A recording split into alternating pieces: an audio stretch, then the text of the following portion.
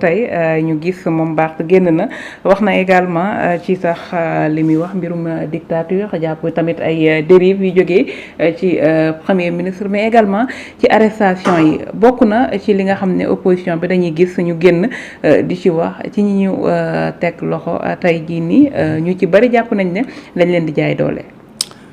waaw ñuy wax ne ñu jaay doole def naa dañuy wax lu leen neex rek parce que dañuy delluwaat rek quelques temps rek quelques mois quelques années li ñu daan wax dictature moo fi amoon mooy Macky Sall la def na jël na ay nit 2000 personnes tëj leen ci biir prison bi pendant des semaines et des mois te kenn ñemewul wax foofu la dictature nekkoon nit ñi di manifester ñu rey ci 80 personnes dëkk bi jaxasoo ñëpp tiit foofu mën nañ leen dictature mais tey ñaata nit lañ tëj mën nga leen compter ci sur les doigts de la main donc loolu mën ñu ne dictature de femme par contre ñi nga xam ne ñoom teg lañ leen loxo mais dafa am lu ñu wax ak lu ñuy def loo xam ne teg leen loxo te brutaliser ñu def ñu leen dara donc foofu la ñuy waxee léegi. waaw mais li mu wax doy na waar de doy na waar de lu mu wax parce que dafa et puis ça a été répétitif. Il a dit plusieurs fois il a dit crescendo. Oui. Donc à un moment donné la justice doit saisir. doit sévir. Premier ministre wax fumier la société civile ah. non non il faut moi je pense qu'il faut comparer ce qui est comparable. Moustapha Diakhaté je pense que dafa am processus boo xam ne moo dem ba àgg ñu jàpp ko parce que il a été crescendo dans ses attaques vis-à-vis di nga xam ne mooy l'institution qui est le premier ministre Ousmane Sonko.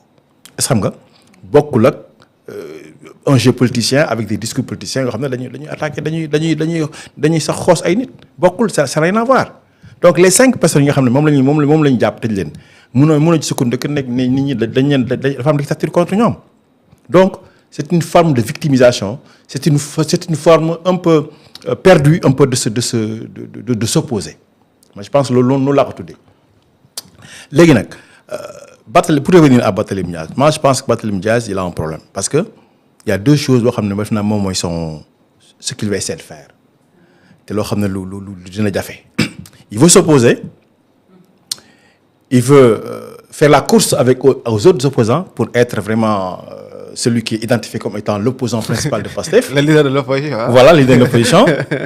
Mais aussi, il veut attaquer c'est celui qui attaque le plus Ousmane Sonko. ci wolof est-ce que xam nga. voilà ki nga xam ne moom mooy ëpp lu muy song Ousmane Sonko. te loolu ba pare benn intention bi mooy nee na dafay lancer benn coalition. oui bu bees boo xam ne dina opposé wu. mais le problème bi mooy le temps ne lui permet pas il faut qu'il fasse un choix.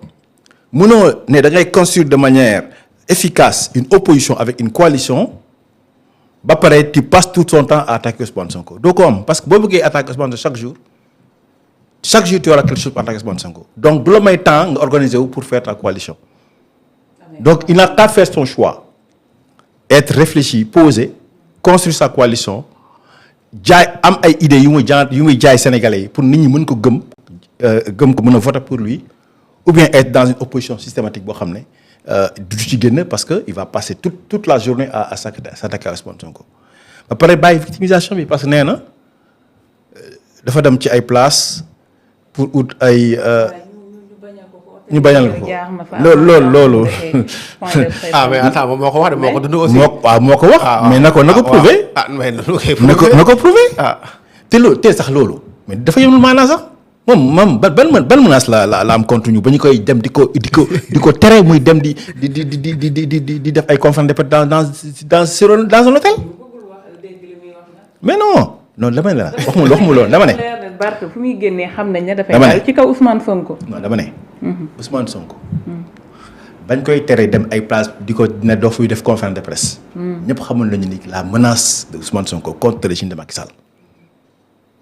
donc régime bi nekk kii duñ ko bàyyi fépp waa te ba ñuy imagine rappelez-vous ba ñuy dem naan dañuy def sunu investiture Ousmane Sonko ba mu amee mais il a fallu des contractions extraordinaires de sunu organisation pour dem laqatu derrière dans la maison de Habib Sy pour ñu mën ko def pour mun feeñ parce que ñu xamal nañu Ousmane Sonko bu ko defee dina am impact significatif important sur la population donc menace xam nañ ko mais Barth lan la mën a wax loo xam ne dina menacer le régime amul donc lu muy wax yëpp c'est de la victimisation xam nga donc li muy wax amul comme li muy wax amul nag je pense que aussi les gens doivent se parce que loolu diffamation la. dafa mel ni dafay minimiser opposition bi. non du question minimiser on relate l'état de la situation. mais da ngeen xeeb opposition bi jàpp na opposition bu dëgër amu fi. je pense que tout le monde peut le constater ñun dañoo bëgg opposition boo xam ne bu valable bu efficace boo xam ne confrontante disait dina am lu mu jur ci Sénégal dina am lu mu jur ci li nga xam ne noonu la politique doxee mais malheureusement regarde ce qui s'oppose wax na ko léegi dans son message kii Sëñ Bamba les gars ils sont tout le temps dans des attaques personnelles mais nekkuñu ci construction ci idée ci programme ci projet nekkuñu ci loolu parce que ñoom lu ñu xalaat rek mooy l'obstacle principal c'est Ousmane Sonko donc qu'est-ce qu'il faut faire c'est s'attaquer à Ousmane Sonko malheureusement c'est pas productif donc foofu la ñu leen di woo nañu fexe ba organiser wu donc course bu ñuy def qui va être le chef de l'opposition là dañ leen koy bàyyil mais ñun en tout cas suñu projet ñu ngi ci. mais est-ce que de coalition bi leen tiital. ban coalition bu ñu far a taxawal ñoom. lañ ko séenagum sax balaa bu ñuy tël que ñu seen ko. est-ce que ñu coalition bi gisuñu ko. est-ce que 3B yi duñ ko considérer daa mel 3B yi. 3B yi nar a bokk de. na ñëw loolu sax moo ñu gënal. qu'on ait une opposition boo xam ne avec qui on peut échanger avec qui on peut se confronter mais bu fekkee ñun dañuy nekk toujours dans des considérations personnelles mais ñun duñu kii on va compter que sur nous que sur l'opposition interne à passer pour avancer et loolu ba baaxul ci dëkk bi. na gars yi construire une opposition efficace boo xam ne dinañu mën jogante ak ñoom confronter les idées les projets les programmes xam fu ñu jëm ñu critiquer ñu répliquer wala ñun ñu wax loo xam ne ñoom mënuñu critiquer mais dëkk bi dem kanam ñu bàyyi yenn détails yi mais le problème c'est que ils sont toujours dans des détails yoo xam ne vraiment ñun dul moo tax ñu jóg. mais yéen a ko wax ngeen ne war ta wax de sàcc la de dañ ko war a tëj. mais loolu c'est une réalité c'est pas une réalité. ku génn wax ngeen ne ko amul droit wax dañ ko war a tëj déedéet dafa am ñoo xam ne ñi ngi wax mais dañu warul wax sax parce que dafa am loo xam ne xam nga loolu c'est problème. non dafa am fu ñu ko teg de ñi nga xam ne ay dossiers ñoom ay rapport ñoo leen épinglé de manière très très très très très très ñu wax sax très claire ñooñu bu ñu waxee c'est parce que rek xëy na peut-être ça n'avance pas trop au niveau de la justice pour tax affaire dem noonu. rapport c'est justement pour peut-être.